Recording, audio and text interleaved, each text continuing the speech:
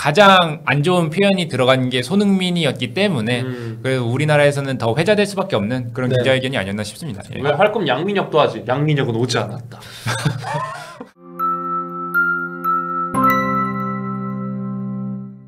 토트넘의 경기 프리뷰 겸 손흥민 선수 이야기 해보도록 하겠습니다. 일단 최근 손흥민 선수의 소속팀 토트넘이 리그컵 경기를 치렀습니다. 코반트리 시티와 했는데 많은 분들이 그런 얘기를 하시더라고요. 맨시티였냐. 네. 와, 2부 리그 14위 팀인가 그런데 뭐 경기 보신 분들은 아시겠습니다만 진짜 더럽게 못했습니다. 아니 근데 솔직히 졌어야 되는 경기였어요. 그 코벤트리 시티가 2부 리그답게 결정력이 좀 안 좋았기 때문에 정말 많은 기회를 놓쳤고 또 그 벤 데이비스가 그 수비 거의 먹는 골을 막아냈다. 그러니까 좀 여러 가지로 좀 구사일생하는 그런 경기였기 때문에 얘기하신 것처럼 와 진짜 맨시티랑 했냐 이런 얘기 나올 만한 그런 경기였습니다. 네.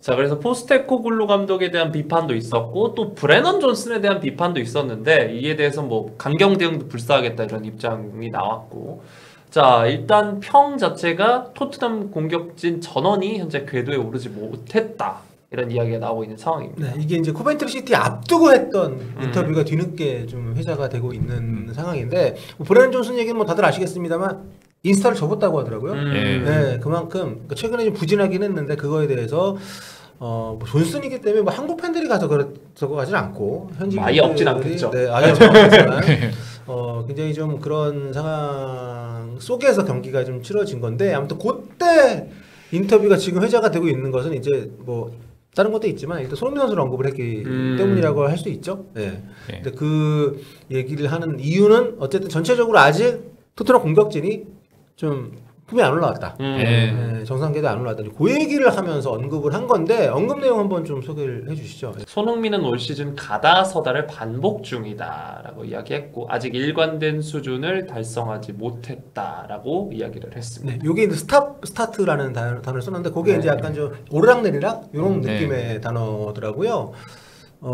그리고 좀 꾸준한 레벨을 보여주지 못했다는 얘기를 했는데 요게 한국 팬들의 어떤 뭐라고 해야 되나 자존심을 좀 긁었죠. 긁었죠. 네. 이게 사실 저는 제 생각에 손흥민 선수는 저거에 그렇게 뭐 나에 대해 저렇게 얘기했어라고 생각하지는 않은데 사실 굳이 할 필요가 없는 얘기이긴 합니다. 네. 그런데 이제 포스테코글루 감독도 요즘 보면 인터뷰 때 그때 본인이 2년차 때 나는 무조건 우승한다 이런 얘기 때 발끈했던 것처럼 약간 멘탈이 작년에 우리가 봤던 그 호인스러웠던 그 멘탈이 조금 아닌 것 같기는 해요. 네, 그런 과정에서 이제 팀 상황을 설명하는. 그러니까 저는 저분이 우리가 알고 있는 기대하고 있는 인성의 소유자가 우리가 틀리지 않았다면 저거를 무슨 자기 핑계 삼아 얘기한 건 아닌 것 같고 그쵸. 아직 우리 팀이 더 발전의 여지가 있고 올라갈 기회가 있으니까 이런 차원에서 얘기한 거라고 이해하고 싶긴 한데 어쨌든 지금 팀 상황이 안 좋다 보니까 게다가 손흥민을 또 직접적으로 본인이 언급을 하면서 이렇게 얘기를 했기 때문에 여파가 좀 있는 것 같습니다. 그리고 2년 차에 우승컵 들어올리는 징크스 무리뉴도 토트넘에서 깨졌거든요. 토트넘에서 아예 우승 못했고 2년 차는 맨유. 맨유는 근데 그 컵 대회 3년 차 아니에요 그거? 그런가?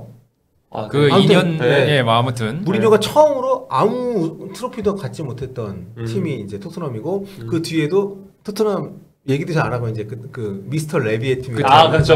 네. 굉장히 좀 약간 좀 싫어하는 느낌을 공개적으로 표출했는데 아무튼 그런 상황이었기 때문에 포스테코글루도 그 흐름으로 가는 것이냐 이런 얘기들이 많이 나오고 있는 상황에서 좀 불필요한 얘기를 한 거죠. 굳이.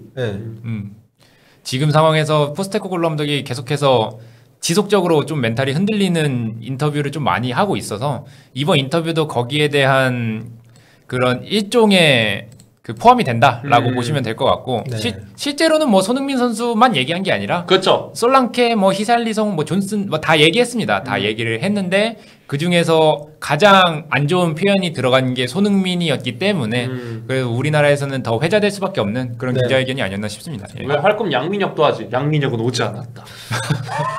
아까 제가 뭐 손흥민 선수 이런 선의에서 얘기했을 거라고 제가 얘기는 했지만 사실 그거는 그냥 좋게 봐준 거고요. 굳이 할 필요가 없는 얘기를 한 것이고 인터뷰의 신처럼 보이던 시기가 있었습니다. 포스테코글루 감독이. 근데 지금 이제 멘탈적으로 흔들리는 건 맞는 것 같고 근데 지금 토트넘이 가장 지금의 최근의 부진의 비판을 받고 있는 건 뭐냐면 사실 부상자도 많지 않거든요. 아 그렇죠. 네.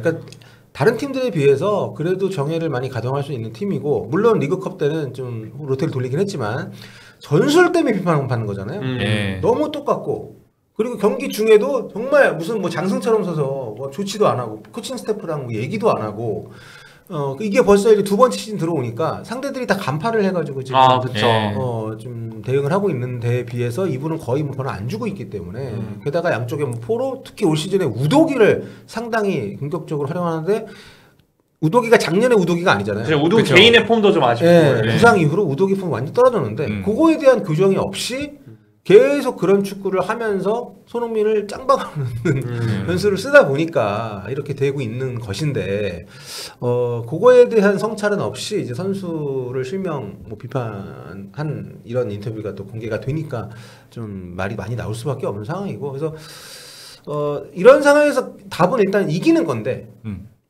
좀 쉽지 않습니다. 지금 일단 상대팀 브렌트포드로 넘어가 보면 그렇죠. 내일 밤 11시입니다. 그렇습니다. 내일 밤 11시에 저하고 이제 이우영 캐스터하고 다시 입중계를 할 텐데 이번에 골 외칠 수 있을지 좀 궁금합니다만 근데 손흥민이 그래도 지금 뭐 내가 두 골도 넣고 있는데 여기서 손흥민을 언급한 것도 좀 세상 빡치는데 일단 히샬리송은 이번 경기도 못 돌아올 가능성이 좀 높아 보이네요. 예, 그 지금 부상 히샬리송은 뭐 여전히 출전 여부가 불투명한 상황이고요. 그 다음에 지난 리그컵에서 또 오도베르랑 베르너가 나란히 부상으로 나갔잖아요. 그렇기 때문에 뭐 공격진에서는 손흥민 정도 그 다음에 솔랑케가 살아난다면 지난 솔랑키 시즌 그리고 이번에 골 넣었던 존슨 야 근데 존슨 왜 이렇게 좋아하나 싶었는데 어쨌든 리그컵 때 면피는 했습니다. 그렇죠. 극장골로 면피는 했는데 그래도 경기력이 썩 그렇기 때문에 손흥민은 지금 구성을 보면 또 레프트 윙으로 나올 가능성이 좀 높아 보이긴 하네요. 지금 그렇게 된다면은 똑같이 나오겠죠. 제임스 메디슨 그 다음에 데스티니 우도기 이렇게 해서 셋이서 공격 작업 이끌어 나가면은 또 손흥민은 왼쪽 측면에 박혀가지고 메디슨과 우도기를 도와주는 그런 그림이 될 가능성이 높은데 그러니까 현실적으로 마냥 득점을 노리기에 좋은 현재 전술적 역할이 아닌 거죠. 지금 지구 반대편 열메시가 날아와 있는 이 나라에서 지금 본업에 충실하시면서 이렇게 라이브를 보고 계시는 이분들도 다 알고 있는 예상이 가능한 그런 라인업과 전술 그게 어떻게 보면 지금 토트넘에게는 좀 딜레마인 것 같은데 변화를 줄까? 솔랑키가 골을 넣을 수 있는 모습을 보여줄까? 그러니까 굉장히 많은 물음표가 찍힌 채로 브랜트포드전을 좀 가게 되는데 손흥민 선수의 활용도를 다시 한번 확장을 시킬 수 있을지 좀 걱정이 되는 부분이 좀 있긴 합니다. 뭔가 운 좋게 코너킥이나 프리킥, 페널티킥으로 득점이 처음에 터져서 브랜트포드가 공격적으로 나오면 경기가 잘 풀릴 것 같은데 그게 아니라면 현실적으로 좀 어려운 경기 흐름이 될 수도 있을 것 같습니다. 그리고 이제 작년부터 계속 얘기는 나왔는데 제가 지난 영상에 그 토트넘 그 세트피스 기록 쫙 분석한 거 해드렸었는데 안 좋아요, 안 좋고 그리고 세트피스 코치 내보냈잖아요. 지아니 비오를 그 포스테코글로 내보내면서 그 뒤로 실제로 진짜 떨어졌거든요. 세트피스 어떤 모든 공격 수비 지표가. 그런데 다른 팀들 보면은 그런 세트피스 전문가, 뭐 분석관이 됐든 코치가 됐든 다 고용을 하고 있단 말이에요. 근데 이분은 그렇지도 않고 뭐 세피스에 대한 단점, 특히 제공권 그리고 코너킥 수비에서 프리헤더 내주는 장면이 굉장히 반복되고 있는 거. 이렇게 전혀 개선이 안 되고 있기 때문에 이런 부분들에 대한 어떤 그 누적된 불만이 터져나오고 있는 것을 본인이 지금 저항을 하고 있는 모습을 보면 단기간에 이거 어떤 좀 전향적인 모습 보이기는 쉽지 않아 보여서 좀 걱정은 분명 좀 되고요. 근데 손흥민 선수도 좀 더 그래도 좀 슈팅을 많이 시도를 해야 되지 않나. 기록 보면은 굉장히 좀 적어요. 맞아요. 지금 페드로 포로가 경기당 2번 슈팅하고 있는데 라이트백. 근데 손흥민 선수가 경기당 슈팅이 1.5회밖에 안 됩니다. 물론 포로가 좀 많기도 해요. 걔는 좀 그렇긴 한데. 근데 이제 또 손흥민 선수가 장기 중에 하나인데 슈팅이 어떻게 보면 가장 날카로운 무기고 지금까지 프로 무대에서 살아남을 수 있었던 원동력이 또 슈팅인데 이렇게 슈팅이 좀 좋지 그러니까 낮다는 거는 사실 여러 부분에서 많이 아쉬울 수밖에 없는 거죠. 그러니까 대표팀하고도 좀 많이 달라. 그러니까 대표팀은 그러니까 박스를 이렇게 봤을 때 대표팀에서는 그 그러니까 지금 정면으로 박스에 진입하는 경우들이 좀 많은데 예. 이 토트넘에서는 그 옆면 짧은 쪽, 그 모서리 옆면 예. 그쪽으로 많이 접근하는 경우가 많다 보니까 슈팅할 수 있는 각도에도 차이가 있는 것도 좀 많고요. 근데 그런 움직임 자체를 감독이 어느 정도 자율성을 좀 주긴 할 텐데 선수 본인도 뭔가 성향이 지금 팀의 어떤 전술을 좀 깨지 않는 쪽으로 많이 하고 있어서 이런 좀 슈팅 숫자의 차이도 분명히 있긴 한 것 같습니다. 지난 경기만 보더라도 오드베르 존슨이 훨씬 슈팅을 많이 했고 네. 국대에서 한창 손흥민 선수가 슈팅을 안 할 때도 보면 예. 국대에서는 오히려 본인도 나중에 인터뷰에서 밝혔잖아요. 밀어줘야겠다.